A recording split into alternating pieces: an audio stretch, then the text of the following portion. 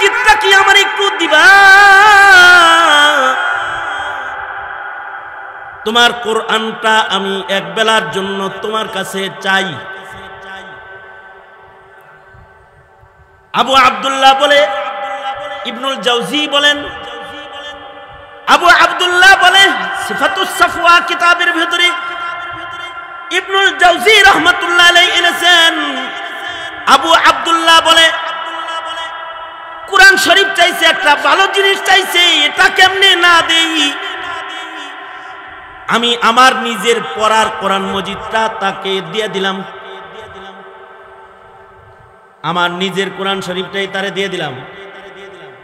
সে চলে গেল, তার একটা হুজরা আছে, ঝুপড়ি ঘর, ওখানে গেল গা। কিন্তু আশ্চর্য, আসরের আজান হলো, আবেদ ইবাদত করতে আসে না, হাজ্জাজ মসজিদে আসে না।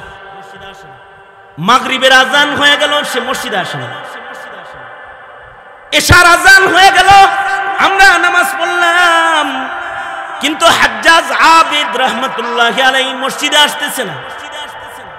উনি বলে আমি সন্দেহে পড়ে গেলাম যে একটা নিয়মিত 5 বেলা মসজিদে এসে নামাজ পড়নেওয়ালা আবেদ মানুষ কি লেগে 3 ওয়াক্ত হয়ে গেল আসে না। সন্দেহ করে আমি তার ঘরে এশার নামাজের পরে চলে গেলাম, তাকে দেখতে গেলাম। আবু আব্দুল্লাহ বলে ঘরের দরজায় দাঁড়ায় দেখি, সালাম দিই, কোনো আওয়াজ ভেতর থেকে আসে না। দরজা খুলে বাতি লাগায় আলো জ্বালায় দেখি আল্লাহর বান্দা নাই, অর্থাৎ তার ইন্তেকাল হয়েছে।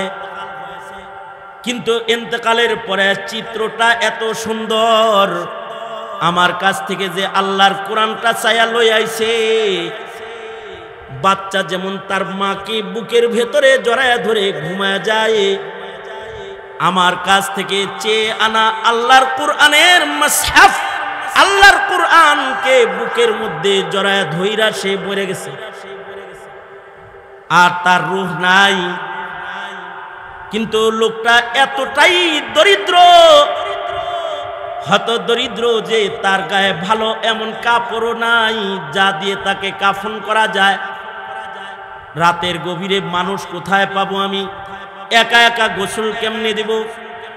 একটা চৌপায়া হাজির করে চৌপায়াটা নিয়ে তার গোসলের ইন্তজাম করতে তাকে ঘরের কোণে রাখলাম। সকালবেলায় ইন্তজাম হবে গোসলের আর দাফনের। ফজরের নামাজে মানুষ আসলে সবাই নিয়ে বুজুর্গ করে দাফন করব। মনে মনে ভাবতাছি আমার গায়ের চাদরগুলা তার কাফন হিসাবে দিয়ে দিব, কিন্তু তার লাশের পাশে কাছাকাছি আমি বসেছিলাম, হঠাৎ করে একটা আওয়াজ হলো। দেখলাম তার লাশের নিকটবর্তী একটা ভালো জায়গার উপরে ধবধবে 2টি ইহরামের চাদরকে যেন ছেড়ে দিয়ে গেল। চাদর 2টা চমকাইতেছে, আর তার থেকে খুশবু বের হইতেছে। ইবনুল জাওজি বলেন তার থেকে খুশবু বের হইতেছে। আবু আব্দুল্লাহ বলে খুশবু বের হইতেছে, দেখে বোঝা যায় এটা জান্নাত থেকে আল্লাহর দেয়া তোহফা কিছু হবে। ভাবলাম কাফন তো হয়ে গেল, আল্লাহর বান্দারে আল্লাহ কাফন কুদরতি ভাবে দিয়ে দিল, আমার কাপড় আর তাকে দিতে হবে না। ফজরের নামাজে দাঁড়ায় গেলাম মসজিদে। আবু আব্দুল্লাহ বলে আমি যখন মসজিদে নামাজ পড়াইতেছি, নামাজের পরেই বুজুর্গ গোসল দিব, তাকে দাফন করব। আশ্চর্য, নামাজ শেষ করলাম, নামাজ শেষ করে পেছনের দিকে তাকায় দেখি অন্যান্য ওয়াইসুল কারনি যদি কোনো দোয়া করে তো ওই দোয়া আল্লাহ তাআলা ফেরত দেন না, এটা বুঝাইছেন, উম্মতের জন্য দোয়া করাইতে বলছেন। কিন্তু মনে রাখতে হবে মায়ের খেদমত করে কিন্তু উনি সাহাবীর চাইতে বেশি দামি হন নাই। যদি খালি এক নজর যায় নবীজিকে দেখতো বা সোহবতে থাকতো, তাইলে যে দামটা হইতো, ওই পর্যন্ত মায়ের খেদমত দিয়ে কেউ যেতে পারে নাই, পারে না, পারবে না। যারা রাসূলকে দেখেছে সরাসরি, নবীজির সোহবতের একটা আলাদা দাম আছে। নবীজির সান্নিধ্য পেয়েছে সামান্য সময়, তো সে রাদিয়াল্লাহু আনহুম ওয়া রাজু আনহের গ্যারান্টির ভেতরে ঢুকে পড়ছে যে আল্লাহ তার উপরে সন্তুষ্ট হয়ে গেছে। সুবহানাল্লাহ বল, সুবহানাল্লাহ বল। আল্লাহ সন্তুষ্ট হয়ে গেছে। একজন সাহাবীর দাম বেশি না ওয়াইসুল কারনির দাম বেশি? নবীজিকে এক মুহূর্ত নবীজিকে ঈমানের সাথে দেখছে, সে সাহাবীর দাম, সোহবতের কারণে সাহাবীর দাম বেশি। হযরত আব্দুল্লাহ ইবনুল মুবারককে জিজ্ঞাসা করা হয়েছিল, ওমর ইবনে আব্দুল আজিজের দাম বেশি না আমিরে মুআবিয়া রাদিয়াল্লাহু আনহুর দাম বেশি? তো উনি বলেছিলেন যে আমিরে মুআবিয়া যখন নবীর সাথে যুদ্ধ করছে তখন যে ধুলাগুলো আমিরে মুআবিয়ার ঘোড়ার নাকের ছিদ্রে দিয়া ঢুকছে, এই ধুলার সমান ওমর ইবনে আব্দুল আজিজ হইতে পারবে না। সাহাবী তো সাহাবী, সাহাবীর আলাদা শান আছে, সেটা হলো সাহাবী আল্লাহর সন্তুষ্টির সনদ প্রাপ্ত কাফেলার সদস্য। হ্যাঁ, অবশ্য সাহাবীদের শুউন আলাদা, প্রত্যেকটা সাহাবীর আলাদা আলাদা কিছু শান আছে, এক এক সাহাবীর আলাদা আলাদা শান আছে। ইবাদতের শান যেমন শান ওয়াইসুল কারনির আছে, মায়ের খেদমতের শান, মায়ের খেদমতের কারণে ওনার জবান মকবুল জবান, মুস্তাজাবুদ দাওয়া জবান, যা দোয়া করবে তাই কবুল হয়ে যাবে। এই কারণে আল্লাহর রাসূল উমরকেও দোয়া লইতে বলছেন এবং উম্মতের জন্য দোয়া চাইতে বলছেন। তাহলে বোঝা যায় মায়ের খেদমতের আলাদা একটা শান আছে। মা আছে কার কার? হাত তোলেন। এই যাদের মা আছে, আব্বা আছে, হাত নামান। মা বাবার খেদমতের একটা শান আছে। মা বাবার খেদমত যদি হক আদায় করে কেউ করে তাহলে তার জবান কবুল জবান হয়ে যায়, যা দোয়া করে তা কবুল হইতে থাকে। মা বাপ যদি কারোর উপরে সন্তুষ্ট থাকে তো আল্লাহ তার উপরে সন্তুষ্ট হয়ে যায়। কবুল দুয়ার মালিক পিতামাতার খেদমত দিয়েও মুস্তাজাবুদ দাওয়া হওয়া যায় ওয়াইসুল কারনির মতো। হ্যাঁ, আরো আমল দিয়েও মুস্তাজাবুদ দাওয়া হওয়া যায়। নামাজের হক আদায় করে কেউ নামাজ পড়ছে তো মুস্তাজাবুদ দাওয়া হয়ে যায়। কেউ কোরআন মাজিদের হক আদায় করছে, এর কারণেও মুস্তাজাবুদ দাওয়া হয়ে যায়।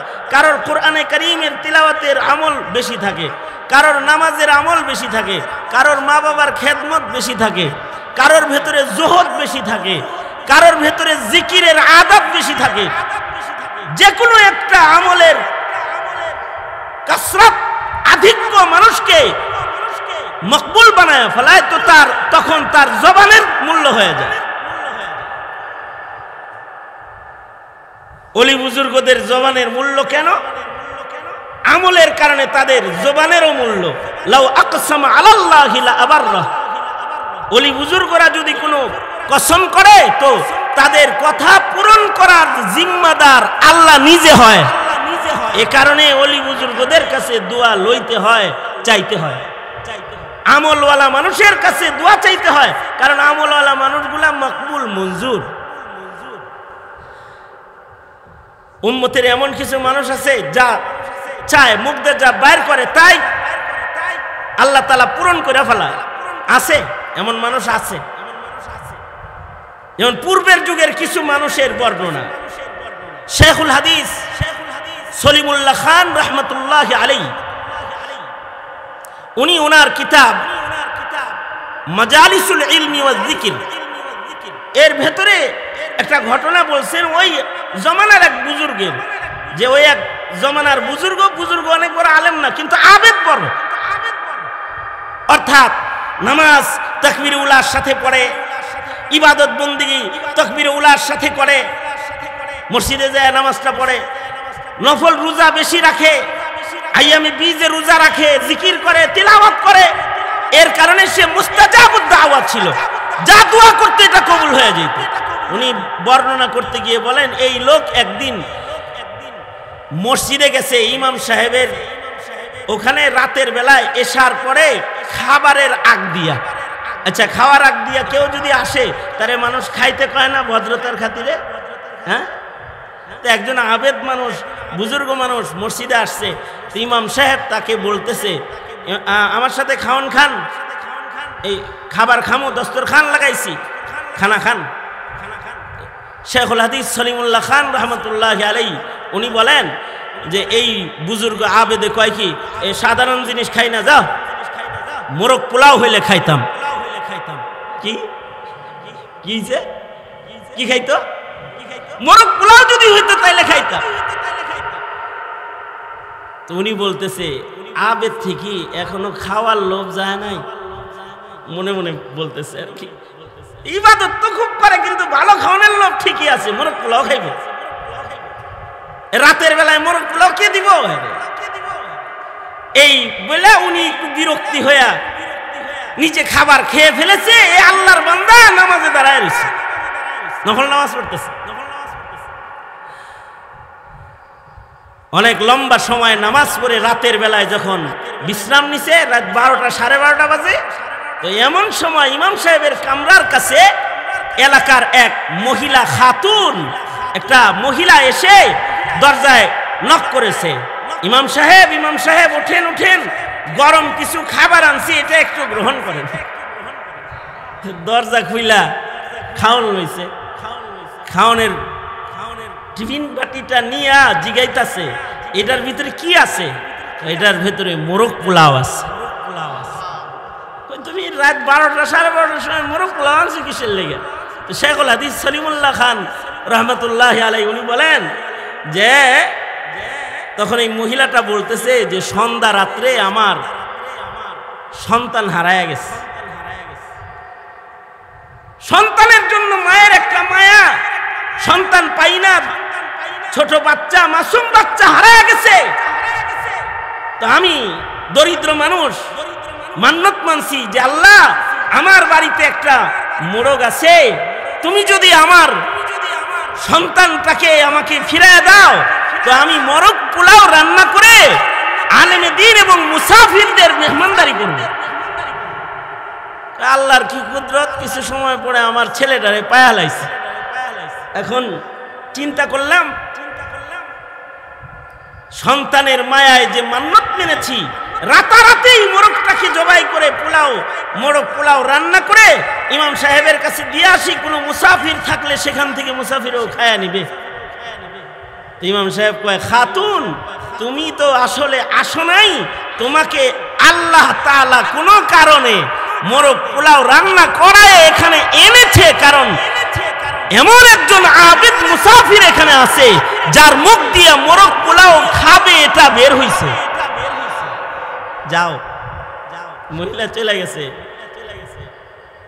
তো ইমাম সাহেব মোরগ পোলার টিফিন বাটি নিয়ে যায়, ডাকে, এই বুজুর্গ ওড়েন ওড়েন, আমনের খাওয়ান আইছে, এবার খান।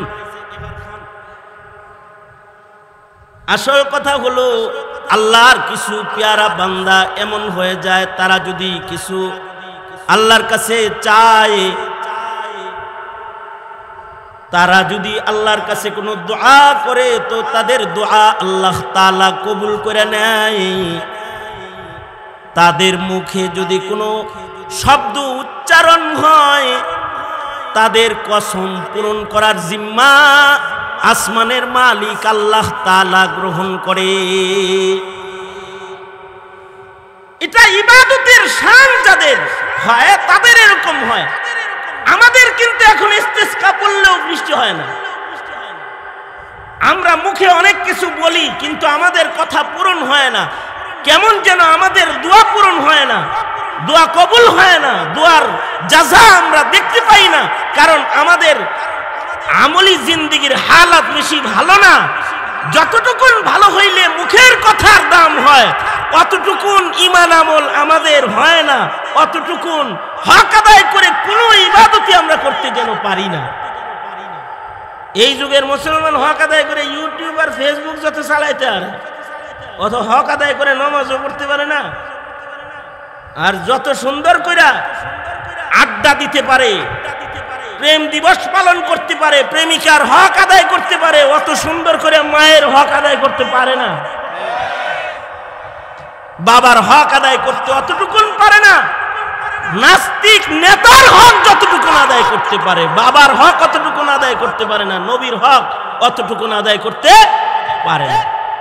সঙ্গত কারণে হাউকাউ তো অনেক হয়, মুখ দিয়া দোয়াও অনেক হয়, দোয়াগুলো কি হয় না, কবুল হয় না।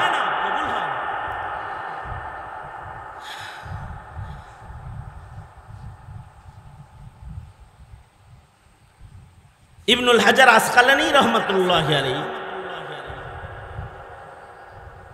তাহজিবুত তাহজিবের ভেতরে এক মুহাদ্দিসের বর্ণনা রেখেছেন। এই মুহাদ্দিস সাহেবের মুখের জিকিরের পাওয়ার কিরকম ছিল? মুহাদ্দিস, বড় মুহাদ্দিস, তো ওনার জিকিরের পাওয়ার লিখতে গিয়ে উনি লেখেন,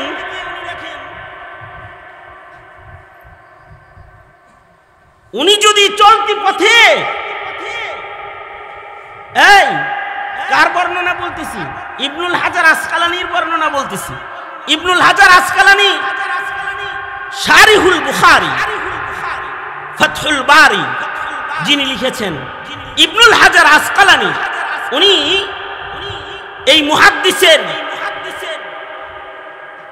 জবানের হালাত, আল্লাহর সাথে তার সম্পর্কের হালাত বর্ণনা করতে গিয়ে বলেন যে এই মুহাদ্দিসের যদি খিদা লাগতো, খিদা, আর যদি উনি রাস্তার থেকে কঙ্কর উঠায়া হাতে লয়ে যদি আল্লাহর নামের তাসবিহ পড়ে ফেলতো, তো আল্লাহ তাআলা উনার হাতের কঙ্করকে খেজুর বানায়া দিত সাথে সাথে, তারপরে উনি খাইতো, উনার ক্ষুধা মিটে যেত। হ্যাঁ,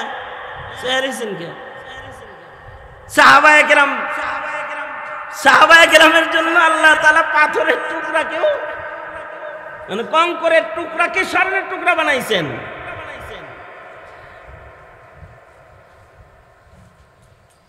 চাক্কি ঘুরাইছে, অটোমেটিক আটা বাইর করছেন। কে বাইর করছেন? আল্লাহ তাআলা বাইর করছেন। এই বুজুর্গ হইল, উনি যদি কঙ্কর হাতে লইতেন, এই কঙ্করটাকে আল্লাহ তাআলা খাওয়ার জন্য খেজুর বানায় দিতেন। সাহাবীদের জীবনে এমনটি আছে, যেমন হযরত আবু হুরায়রা রাদিয়াল্লাহু আনহু, তিনি 2 যুগ পর্যন্ত, হযরত উসমানের শাহাদাত পর্যন্ত কুদরতি খেজুর খাইছেন। কোনো দিন খাবারের কষ্ট ওনার করতে হয় নাই, কারোর কাছে সওয়াল করে কিছু খাইতেও হয় নাই। খিদা লাগলে আল্লাহর রাসূল কিছু খেজুর হাদিয়া দিছিল, যেটা একটি থলের ভেতরে তিনি কোমরে রেখেছেন। হযরত উসমানের যুগ পর্যন্ত উনি খিদা লাগলেই কোমর থেকে খেজুর বাইর করে খাইতেন, আবার রাখতেন, খেজুর দিয়ে আবার থলে ভরপুর হয়ে যেত। মেহমান আসলে খাওয়াইতেন, নিজে খাইতেন, আবার কোমরে রাখতেন, আবার খেজুর দিয়ে এটা কুদরতি ভাবে ভরে যেত। হযরত উসমান যেদিন শাহাদাত বরণ করেছেন, ওই দিন মানুষের ভিড়ে ওনার ওই থলেটা হারায় গেছে।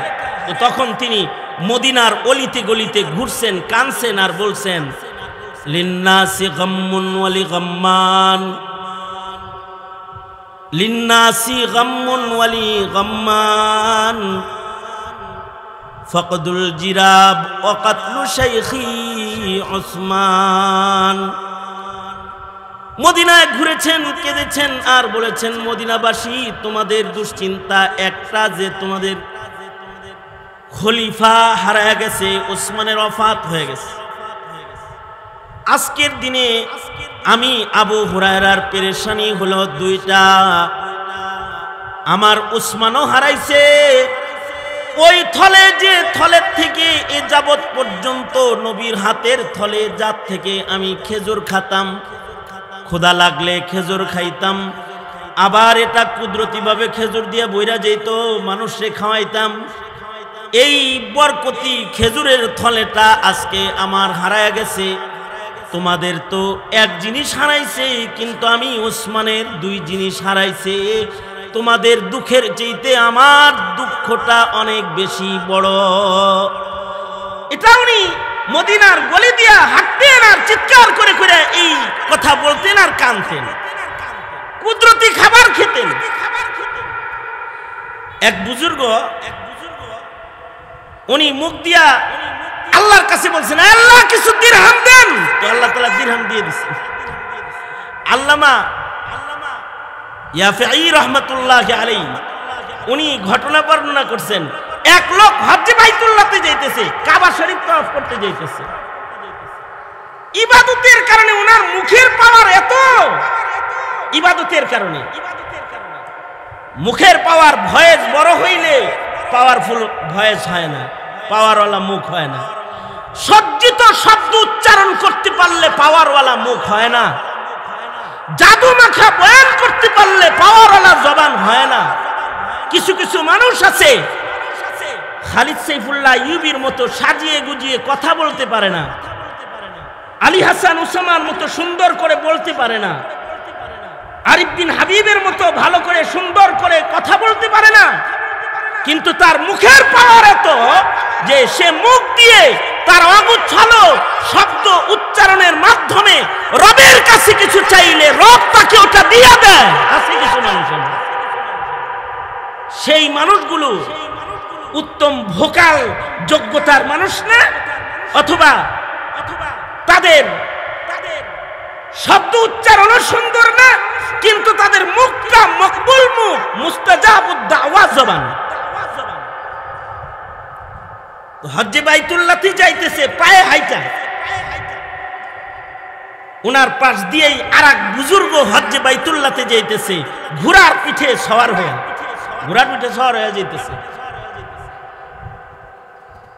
ইহরামের কাপড় পরা দেখা মনে হয় যে উনিও হজ্জে বাইতুল্লাহতে যাইতেছেন পায়ে হাইটা, কিন্তু উনি দিন তারিখ মিল করে দেখে এই যেখানে উনি পায়ে হাঁটতাছে এই জায়গা থেকে আরাফা পর্যন্ত পায়ে হাইটা যাইতে যাইতে ওনার আরাফা পাবে কিনা সন্দেহ আছে। এরকম একটা সন্দেহ ওনার দিলের ভেতরে আছে, কিন্তু ওনার সওয়ারিতেও জায়গা নাই তাকে উঠায়া একরাম করার। সে নিজে সামান সহ সওয়ারি চড়ে সে হজ্জে বাইতুল্লাহতে যাইতেছে। তো রাস্তা চলতে চলতে চলতে চলতে কিছু দূর যাওয়ার পরে একটা পশু বিক্রির বাজার পড়ছে, পশু বিক্রি, ঘোড়া বেচে, উট বেচে, এরকম একটা বাজার মিলছে। এই বাজারের কাছে যখন অতিক্রম করতেছে তখন উনি চিন্তা করলেন, এ পাইছি রে, এইখানে দাঁড়াই, ওই আল্লাহর বান্দা আসুক, তাকে কিছু টাকা হাদিয়া দিব, সে যেন একটা ঘোড়া কিনা যায়, তাহলে আরাফাটা পেয়ে যাবে। আমি নয় হজের সফরে খাবারে একটু কষ্টও করলাম, একটা মানুষের হস্ত হয়ে যাবে। এইখানে দাঁড়ায় রয়েছে, পায়ে হাইটা হাইটা ওই আল্লাহর বান্দা এই বাজার পর্যন্ত আসছে। আসছে পরে উনি এই আল্লাহর বান্দাকে বলে কি, ইহরামের হালাত দেখে মনে হয় আরাফায় যাইতেছেন, মুখে তালবিয়া আছে, লাব্বাইক পড়তেছেন, হজে যাইতেছেন মনে হয়। হ্যাঁ হজে যাইতেছি। তো যেই গতিতে মরুভূমিতে হাইটা যাইতেছেন, আরাফার গন্ধ পাইবেন কিনা সন্দেহ আছে। যাইতে যাইতে আরাফা শেষ হয়ে যাবে। তা আপনি একটা কাজ করেন, আপনাকে আমি এই যে দিরহামগুলা হাদিয়া দিলাম, এই বাজার থেকে আপনি একটা ঘোড়া অথবা একটা সওয়ারি খরিদ করে আরাফায় চলেন, একসাথে যাই, তো আরাফা পাওয়াটা নিশ্চিত হয়ে যাবে। কারণ আমার এই ঘোড়ায় দুইজন বসা সম্ভব না। তো এই লোকটা বলে, তুমি আমার টাকা সারতেছো কি লেগে? পায়ে হাঁটতেছি দেখে গরিব লাগতেছে আমার। মানে আমি যে পায়ে হাইটা যাইতাছি এর লেগে কি আমার গরিব গরিব লাগে নাকি তোমার? কয় হ্যাঁ তাই তো মনে হয়। এই লোকটা আকাশের দিকে হাত তুলা বলে, আল্লাহ তোমার এই বান্দা আমারে গরিব মনে করতেছে, কিছু দিরহাম দাও না, হাদিয়া তোহফা বিতরণ করার জন্য দাও। এই কথা বইলা উপরের দিকে হাতটা তুইলা মুট করছে। মোট করার সাথে সাথে হাতটা নিচে নামাইছে, আর দেখে যে দিরহামের থলে হাতের ভিতরে আছে, দিরহামের থলে আছে হাতের ভিতরে। কারোর কাছ থেকে যদি নিতেই হয় তাহলে তোমার হাত থেকে কেন নিব? কারোর অনুগ্রহ যদি নিতেই হয় তোমার কাছ থেকে কেন নিব? আমার উপরে দয়া মায়া করনে ওয়ালা আমার মালিক আল্লাহ তো তোমার চাইতে আমার বেশি কাছে। যদি দরকার হয়ে যায় তাহলে তার কাছে চাইব, আল্লাহর কাছ থেকে চাই নিব। তোমার কাছে তো চাওয়ার দরকার নেই, তোমারে আরো কিছু হাদিয়া দিলাম, নাও এগুলো বিতরণ করো। জানো আমি পায়ে হাইটা কেন যাইতেছি, মনে বড় সাদ, পায়ে হেঁটে আকাবিরদের অনুসরণ করে করে হজ্জে বাইতুল্লাহতে কাবায় যাব। যত কদম বেশি বাইতুল্লাহ যাই, নেকি বেশি কামাই করার জন্য পায়ে হাঁটতাছি, দারিদ্রতার কারণে পায়ে হাঁটতাছি না। যেমন আল্লাহর রাসূল সাল্লাল্লাহু আলাইহি ওয়াসাল্লাম কখনো কখনো মাসের পর মাস নবীজির ঘরের চুলায় আগুন জ্বলতো না। এটা ঐচ্ছিক দারিদ্রতা, আল্লাহর রাসূলের শান তো এটা। নবীজি যদি আল্লাহকে বলেন, ওগো আল্লাহ উহুদ পাহাড় আমার জন্য স্বর্ণ বানায় দেন, আল্লাহর রাসূল বলেন আমি যদি বলি আল্লাহ উহুদ পাহাড় সোনা বানায় দেন, তো আল্লাহ উহুদ পাহাড় স্বর্ণ বানায় দিবেন। কিন্তু ফকর ফাকাকে ইচ্ছাকৃত গ্রহণ করেছি, কারণ আল্লাহর কাছে ফকর ফাকাটা, দারিদ্রতা আল্লাহর পছন্দের। দারিদ্রতাটা এটা আল্লাহর পছন্দের। আমরা তো মনে করি যার কাছে টাকা বেশি আছে সে আল্লাহর পছন্দের, আর যে ফকির মার্কা ও হলো আল্লাহর অপছন্দের। আমরা এরকম মনে করি না? ইবনুল জাওজি রাহমাতুল্লাহি আলাইহি, ইবনুল জাওজি রাহমাতুল্লাহি আলাইহি উনি বর্ণনা করেছেন যে ওনার যুগে এক বুজুর্গ ছিল, বুজুর্গের নাম ছিল আবু আব্দুল্লাহ রাহমাতুল্লাহি আলাইহি, মসজিদের ইমাম সাহেব ছিল। ওই এলাকায় এই আবু আব্দুল্লাহর মহল্লায় আবু আব্দুল্লাহ বর্ণনা করেন যে উনার মহল্লায় এক আবেদের আগমন হলো। আবেদ কিন্তু আলেম হওয়া জরুরি না, আপনারা সবাই কি মৌলবী নাকি? কিন্তু যদি আপনি আবেদ হন তাহলে আপনার পাওয়ার বাড়তে পারে। ওই এলাকায় এক আবেদ ছিল, আবেদের নাম শেখ হাজ্জাজ আবেদ রাহমাতুল্লাহি আলাইহি। সাধারণ দারিদ্র একজন মানুষ ছিল, দরিদ্র মানুষ, কিন্তু ইবাদত বন্দেগী এত বেশি করত যে তাকে ওলি বুজুর্গরাও চিনত। কারণ রতনে রতন চিনে, চোরে চিনে। কি রতনে রতন চিনে, চোরে চিনে চোর। লোকটা আবেদ হিসাবে, লোকটা তো বুজুর্গ, একে বুজুর্গরাও চিনত।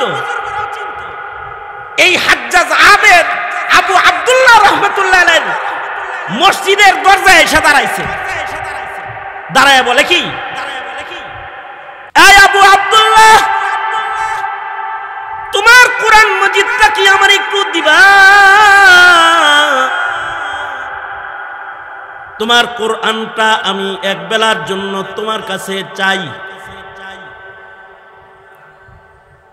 আবু আব্দুল্লাহ বলে, ইবনুল জাওজি বলেন, আবু আব্দুল্লাহ বলে সিফাতুস সাফওয়া কিতাবের ভিতরে ইবনুল জাওজি রাহমাতুল্লাহ আলাইহি এনেছেন। আবু আব্দুল্লাহ বলে কোরআন শরীফ চাইছে, একটা ভালো জিনিস চাইছে, এটা কেমনে না দেই? আমি আমার নিজের পড়ার কোরআন মজিদটা তাকে দিয়ে দিলাম, আমার নিজের কোরআন শরীফটাই তারে দিয়ে দিলাম।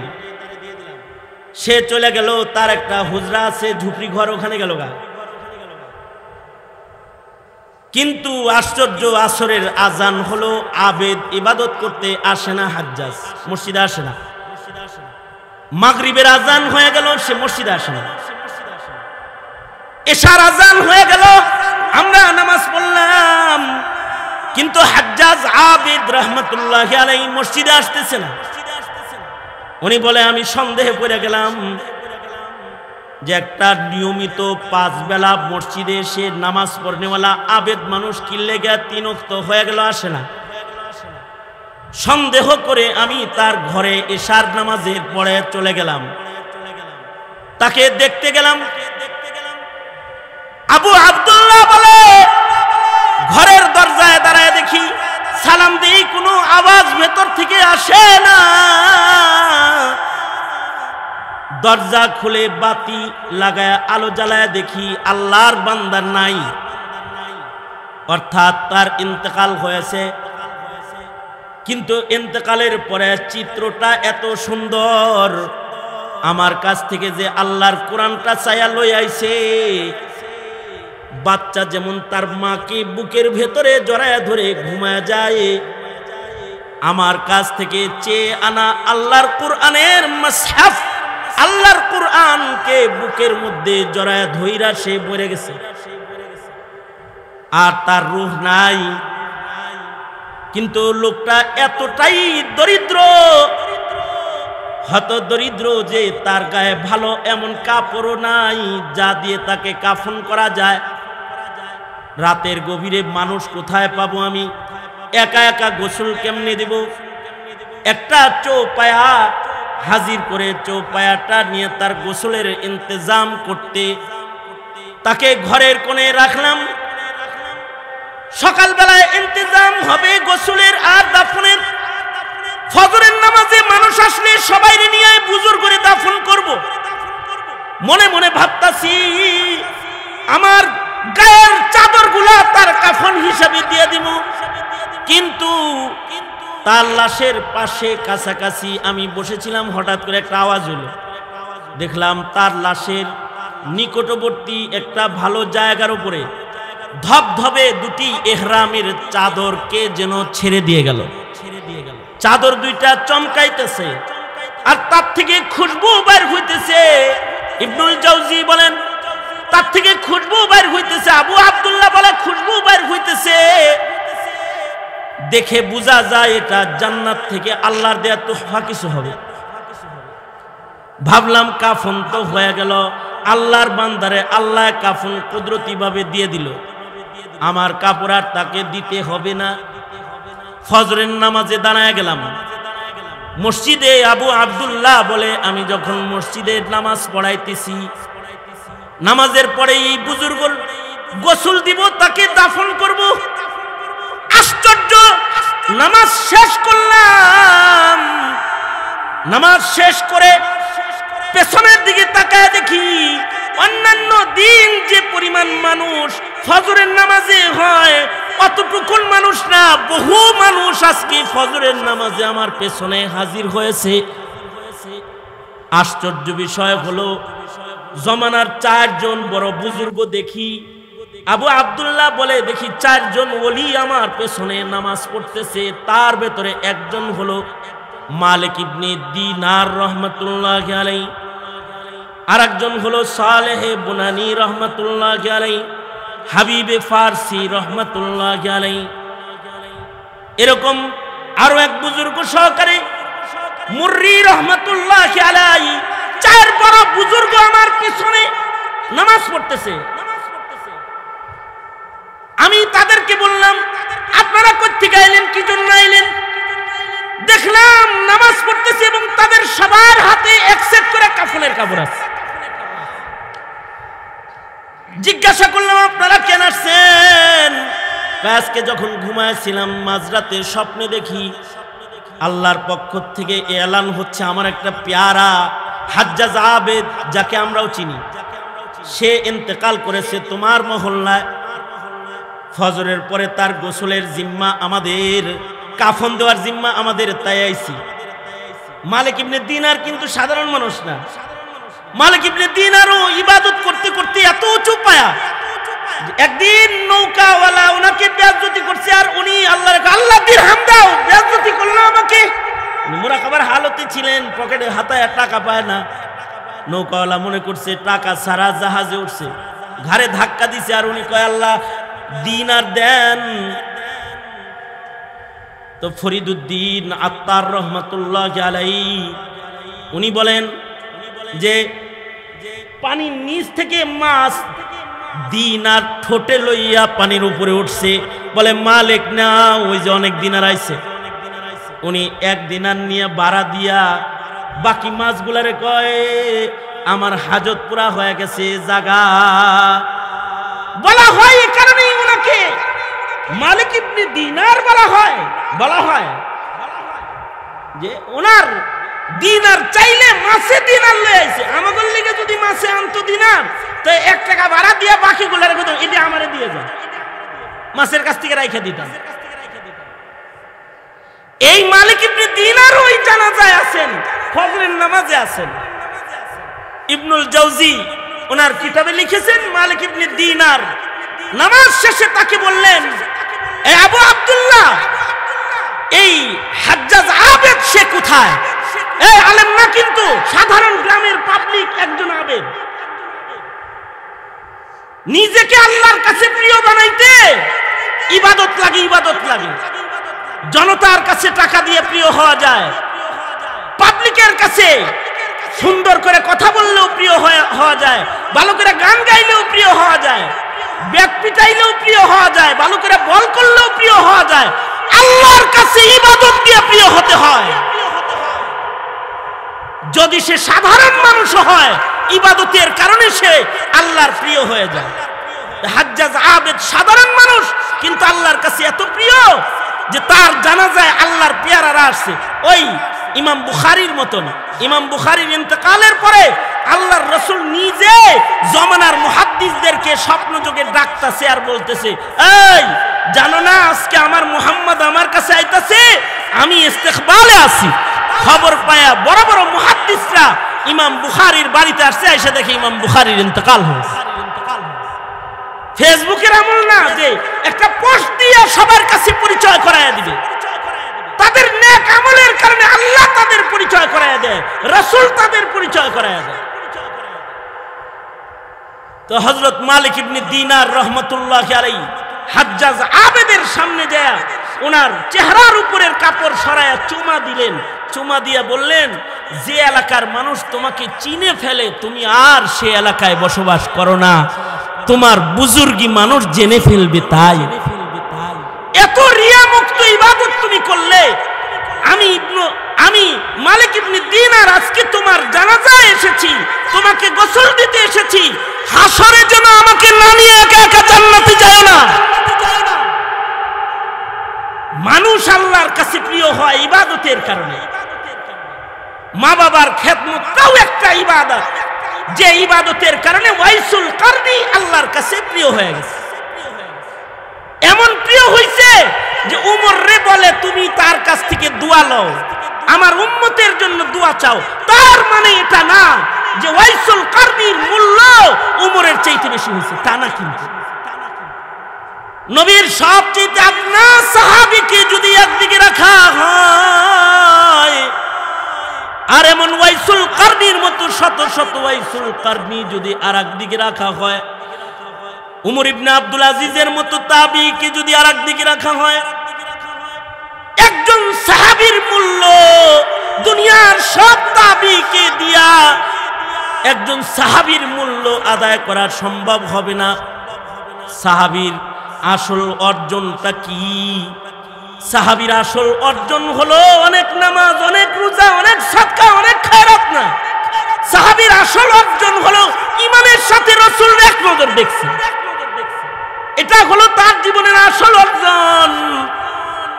নবী রাসূল আর কোনদিন পৃথিবীতে আসবে না, কিন্তু নবীর নায়েবরা দুনিয়াতে জায়গায় জায়গায় বসবে। নবীরা আর কথা বলতে আসবে না, নবীর নায়েবরা কথা বলবে। কিয়ামত পর্যন্ত গরম বরদাস্ত করে তোমাদের মতো যারা আলেমের চেহারা দেখবে অথবা আলেমের সামনে বসবে, খোদার কসম যারা মোল্লা পছন্দ করে না, মৌলবীরে জঙ্গি বলে আটকাইতে যারা চায়, অমন ইমানদার লাখো কোটি এক জায়গায় করলে আশেকে উলামা একজন মুমিনের মূল্য দেওয়া সম্ভব হবে না। এটা হলো আলেমের সোহবতের দাম। আর আলেমের মুহাব্বতটা নবীজির মুহাব্বত। কারণ আলেমরা নায়েবে নবী। তো ইমাম মুসলিম রাহমাতুল্লাহ আলাইহির যে কথাটা বলার জন্য এত লম্বা কথা আমার, যে ইমাম মুসলিম বলেন, ওয়াইসুল কারনি যদি জানতো নবীর হক কি, এটা যদি পুরা জানতো, তাইলে মায়েরে যে কোনো অবস্থায় ফেলে রেখে হলেও এক নজর হইলেও এসে রাসূল দেখে যেত, যদি খালি নবীর হক কি এটা জানতো। নবীর হক তো লা ইউমিনু আহাদুকুম হাত্তা আকুনা আহাব্বা ইলাইহি মিন ওয়ালিদিহি ওয়া ওয়ালাদিহি ওয়ান নাসি আজমাইন। নবীকে তো মায়ের চাইতে বেশি ভালোবাসতে হবে, বাবার চাইতে বেশি ভালোবাসতে হবে, এটা হলো নবীর হক। এইটা না বুঝার কারণে ওয়াইসুল কারনি মার খেদমত করতে পেরেছে, নবী দেখতে পারে নাই। জমানার মানুষ আমরাও ওয়াইসুল কারনির মতনই।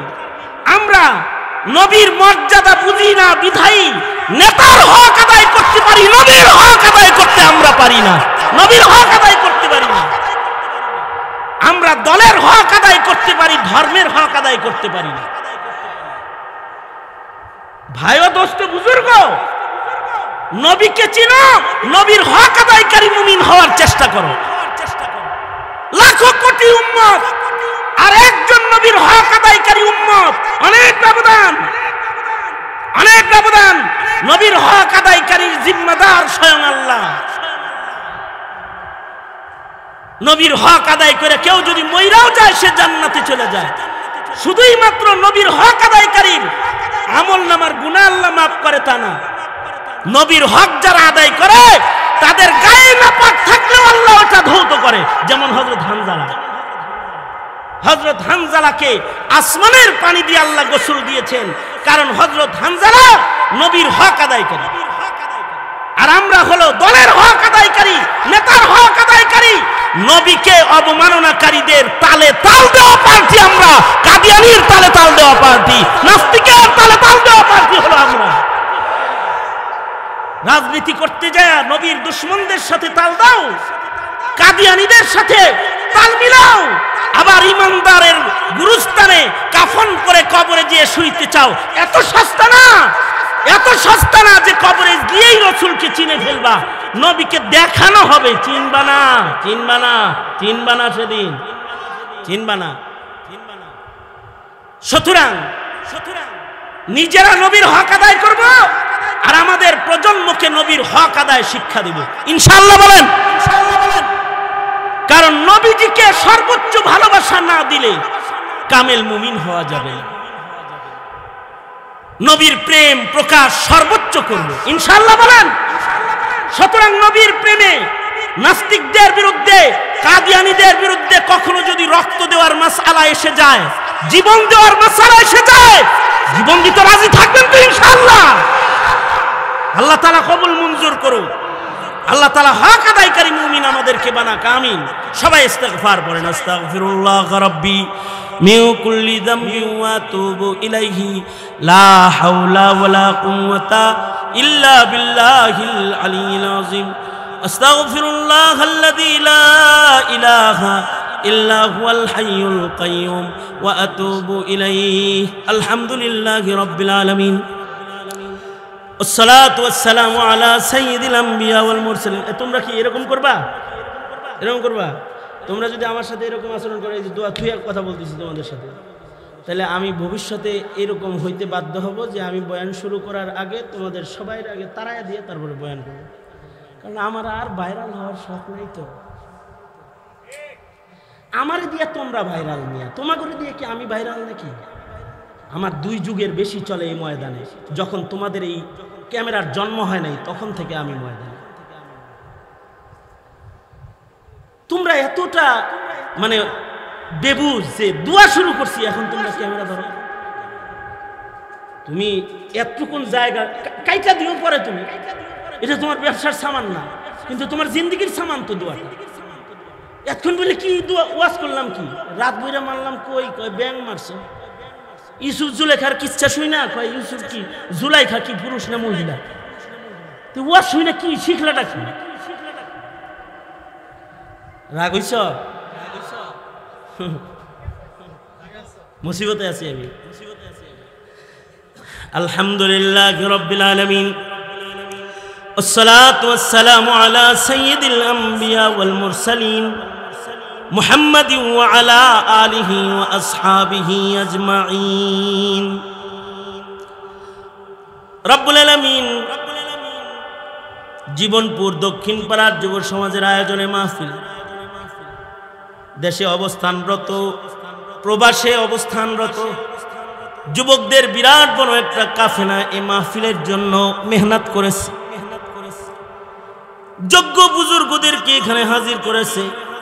প্রচন্ড গরমের ভেতরে মাঝরাত পর্যন্ত মাহফিলে বসে রয়েছে।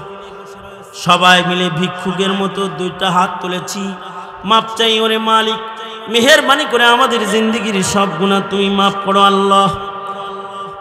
জেনে না জেনে অন্ধকারে আলোয় গোপনে প্রকাশ্যে যত পাপাচার আমরা করেছি তুমি মাফ করে দাও। বেপানাহকে পানাহ দাও, বেরোজিকে রুজি দাও, অশান্তি দূর করে শান্তির ফয়সালা করে দাও। ফিলিস্তিনের মজলুম মুসলমানদের জন্য মদদ পাঠায় দাও আল্লাহ। মসজিদুল আকসা আজাদ করে দাও। দ্রুত শেখুল হাদিস ইবনে শেখুল হাদিস আল্লামা মামুনুল হককে মুক্ত করে দাও আল্লাহ রাব্বুল আলামিন। মিথ্যা মামলায় জর্জরিত উলামা হযরত যারা মাজলুম তাদের জন্য মদদ নুসরত পাঠায় দাও আল্লাহ। এই অত্র এলাকায় সুন্নতের হাওয়া চালু করে দাও। মুহিব্বিন মুতাআল্লিকিন মুরিদিন যারা অত্র এলাকায় আছে ইয়া আল্লাহ তাদেরকে কবুল মঞ্জুর করে নাও ইয়া আল্লাহ। দূর দারাজ থেকে যারা কষ্ট করে মাহফিলে শামিল হয়েছে কদম কদম নেক দিয়ে তাদের বাড়ি ফিরায় দাও রব্বুল আলামিন। প্রবাসীর যে ছেলেরা অবদান রেখেছে দোয়া চেয়েছে ওদেরকে আমন সালামতের জিন্দেগি দাও। এলাকার যত মুর্দেগান কবরে আছে তাদের মাফ করে দাও। কারোর মা, কারোর বাবা, কারোর ভাই, কারোর দাদা দাদি, কারোর নানা নানি কবরে যত মুর্দেগান কবরে আছে তাদের কবর জান্নাতের বাগান বানায় দাও আল্লাহ রাব্বুল আলামিন। যারা অসুস্থ রোগী ঘরে আছে তাদের সুস্থ করে দাও ইয়া আল্লাহ। সিদ্দিক মিয়া সহকারে যত যুবকরা এই মাহফিলের পেছনে মেহনত করেছে ইয়া আল্লাহ সকলকে তুমি উত্তম জাযা দান করো আল্লাহ রাব্বুল আলামিন। জানি না কখন মৃত্যুর পরওয়ানা জারি হয়ে যায়, আবেদ হিসাবে মুবারক একটা মরণ আমাদের দিও আল্লাহ।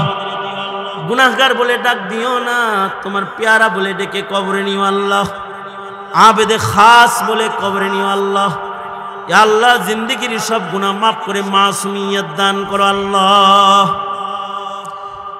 অনেক কিছু বলার সংক্ষেপ কথা, যত কল্যাণ মঙ্গল সব আমাদের দান করো। এই দেশের জাতির জন্য কল্যাণের ফয়সালা করো।